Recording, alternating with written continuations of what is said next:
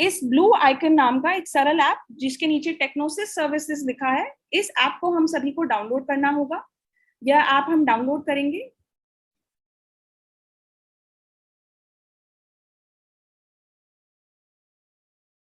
और फिर इसे ओपन करेंगे। कुछ इस तरीके का लॉगिन स्क्रीन रहेगा। सभी को अपने स्कूल का एक आईडी एवं पासवर्ड प्रदान किया जाएगा। यह आईडी एवं पासवर्ड सभी टीचर्स, एक स्कूल के सभी टीचर्स इसी आईडी पासवर्ड के थ्रू सरल ऐप में लॉगिन कर पाएंगे। उसके बाद नीचे रिमेंबर मी का जो आइकन है उसे क्लिक करना होगा। तो अपना स्कूल का आईडी और पासवर्ड डालें और रिमेंबर मी करके लॉगिन करें। उसके बाद आप गेट स्टार्टेड बटन पे क्लिक करेंगे और आगे बढ़ेंगे। यहाँ पर आप देख पा रहे हैं कि कक्षा चूज करने का ऑप्शन है। तो जिस कक्षा की शीट आपने, जिस कक्षा का, मान लीजिए कक्षा 2 का आकलन आपने कर लिया है, सभी बच्चों की शीट ओएमआर शीट भर ली गई है, अब आपको उनका स्कैनिंग करना है। तो हम यहाँ पे उस कक्षा का को चूज करेंगे। तो आप देख पाएंगे कि कक्षा 2 सेक्शन सभी बच्चों का अक्रॉस प्रदेश ए ही रहेगा, वो अपने आप फिल्ड होगा।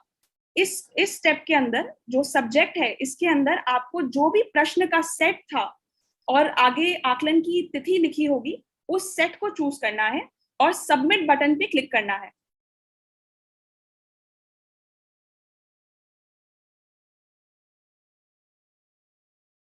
अब आप देख पा रहे हैं कि बच्चों की एक सूची आ गई है हमारे पास, और इस सूची में ऊपर, जैसे कि जोया बच्ची के ऊपर आप देख पा रहे हैं एक 9 डिजिट यूनिक आईडी, एक 9 अंकीय यूनिक आईडी हमें दिया हुआ है। इस यूनिक आईडी को ही हमें शीट पे भरना है। तो मैं सभी शिक्षकों को ये बहुत ही इंपॉर्टेंट बात बताना चाहूंगी कि जब आप सरल आपके साथ साझा किए जाएंगे लॉगिन आईडी, तो आप स्टूडेंट आईडीज एवं बच्चों के नाम की एक सूची अपने रजिस्टर में या कहीं पे बना लें, ताकि आपको जब ओएमआर शीट में अंकन करना हो तो उसमें आप आसानी से कर पाए। तो ये बहुत इंपॉर्टेंट पॉइंट है, इसको कृपया सभी नोट करें। इसके बाद आप देख पा रहे हैं कि मार्क एज एब्सेंट करने का ऑप्शन है। तो जो छात्र आकलन वाले दिन उस दिन प्रेजेंट नहीं है कक्षा में, उनको आप यहाँ पे एब्सेंट मार्क कर सकते हैं। आपके विद्यालय के हर बच्चे का यहाँ पे नाम आएगा, उनका यूनिक आईडी आएगा। तो जो बच्चे उस दिन प्रेजेंट ना हो, उनको आप धीरे धीरे स्क्रॉल करके मार्क एज एब्सेंट पे क्लिक करें। अगर गलती से कोई मार्क एज एब्सेंट हो जाए तो आप फिर से क्लिक करके उन्हें प्रेजेंट मार्क कर सकते हैं। जब आप सभी बच्चों को एब्सेंट, जो एब्सेंट बच्चे हैं उन्हें मार्क कर दें, फिर नेक्स्ट पे क्लिक करें।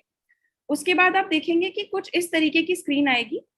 यहाँ पर आप देख पाएंगे एक समरी दिखेगी, कौन सी कक्षा है, क्या कौन सा सेट है। और यहाँ आप देख पा रहे हैं कि हमारा स्कैन और सेव स्टेटस जो है वो 0 है। जब वो सेव स्टेटस का आइकन लोड करना बंद कर जाए तो हम इस स्क्रीन पर कंटिन्यू स्कैन के बटन को, क्योंकि हम स्कैनिंग की प्रक्रिया करने जा रहे हैं, कंटिन्यू स्कैन के बटन को क्लिक करेंगे।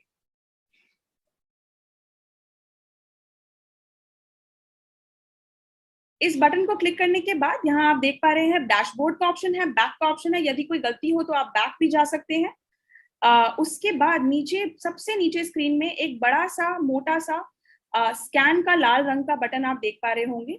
आपको अपनी ओएमआर शीट को एक स्थिर एक टेबल पर या किसी स्थिर जगह पर रखना है, आसपास कुछ रखा ना हो, और इस स्कैन बटन को क्लिक करना है। अब धीरे धीरे आप प्लीज ध्यान से देखें कि किस तरीके से जो है मैं स्कैन करती हूँ। धीरे धीरे आपको अपने कैमरा को ऊपर लेकर जाना है। आप देखेंगे एक हरे रंग का गोला बनकर आएगा। चारों जो आपके काले डब्बे थे उनके अगेंस्ट एक हरे रंग का गोला बनकर आएगा। इसका मतलब स्कैन हो रहा है। और आप देख पाएंगे कि एक स्थिर जगह पे मैंने रखा है, आसपास कुछ नहीं पड़ा है। इसको हम सिंपली स्कैन करेंगे। यहाँ please wait, scanning in progress लिखा होगा। यह कुछ सेकंड का टाइम लेगा और सिंपली आप देखिए यहाँ पर स्टूडेंट आईडी आपका अपने आप जो आपने लिखा था वो कैप्चर हो गया। बच्चे ने जो भी फिल किया था वो भी किस प्रश्न के अगेंस्ट, क्या आपने, यदि आपने काला गोला मार्क किया होगा तो 1 लिखा आएगा, यदि खाली छोड़ा होगा तो 0 आएगा। कोई त्रुटि हो तो आप उसे एडिट कर सकते हैं और उस एडिट करने के बाद उसे चेंज कर सकते हैं, स्टूडेंट आईडी में भी और मार्क्स के अंदर भी। दोनों चीजों को आप एडिट कर पाएंगे। क्योंकि हमने एक शीट पर, जैसे कि आपने देखा, 8 बच्चों के स्कैनिंग की जगह थी, 8 बच्चों के लिखने की जगह थी, तो 8 बच्चों का कक्षा 1 से 3 में एक बार में स्कैन हो जाएगा। आप हर बच्चे के आंसर को रिव्यू करें, देखें कि सब कुछ ठीक है, नेक्स्ट बटन को दबाएं, स्टूडेंट आईडी चेक करें, अगर स्टूडेंट आईडी में कोई त्रुटि है तो उसे ठीक करें, सारे प्रश्नों को चेक करें। और नेक्स्ट दबाकर आगे बढ़ें। जब आप आखिरी बच्चे पर आ जाएंगे तो नीचे आपके पास सबमिट का ऑप्शन आएगा। तो अब आप सबमिट बटन पे क्लिक करके आप स्कैन को यहाँ पे एंटर कर सकते हैं। तो आप देख पाएंगे स्क्रीन पे कि स्कैन स्टेटस के आगे 8 लिखा आ रहा है। जब इसका मतलब है कि 8 बच्चों की स्कैनिंग आपने कर ली है, क्योंकि एक शीट पे 8 बच्चों के आंसर फिल करने की जगह है, तो 8 बच्चों की स्कैनिंग कर ली गई है। इसके बाद स्कैनिंग का तो हमने प्रोसेस पूरा कर लिया, पर इस डेटा को सेव भी करना है। इस डेटा को सेव करने पर ही ये डेटा जो है हमारे ऐप में अच्छे से रिकॉर्ड होगा। तो इसमें आप फिर से बैक बटन, जो यहाँ बैक बटन दिया गया, आप सेव ऑल स्कैन, मैं फिर से आपको दिखाना चाहूंगी, सेव ऑल स्कैन के बटन पे क्लिक करेंगे। जब आप सेव ऑल स्कैन के बटन पे क्लिक करते हैं तो कुछ इस तरीके का हमारे पास मैसेज आएगा, सेव्ड सक्सेसफुली। इसका मतलब है कि जो आपने स्कैन किया, बच्चे का डेटा बहुत आसानी से सेव हो गया है। और सेव करने के बाद आप देख पाएंगे कि आपका सेव का स्टेटस 8 आ रहा है। इसका मतलब है कि 8 बच्चों की स्कैनिंग आपने ना ही स्कैनिंग कर ली, पर डेटा भी सेव हो गया। इसके बाद आप कंटिन्यू स्कैन पे जाकर भी देख सकते हैं कि किस तरीके से सेव स्टेटस में 8 का नंबर आ रहा है। इसका मतलब है सभी बच्चों का जो है डेटा सेव हो गया है।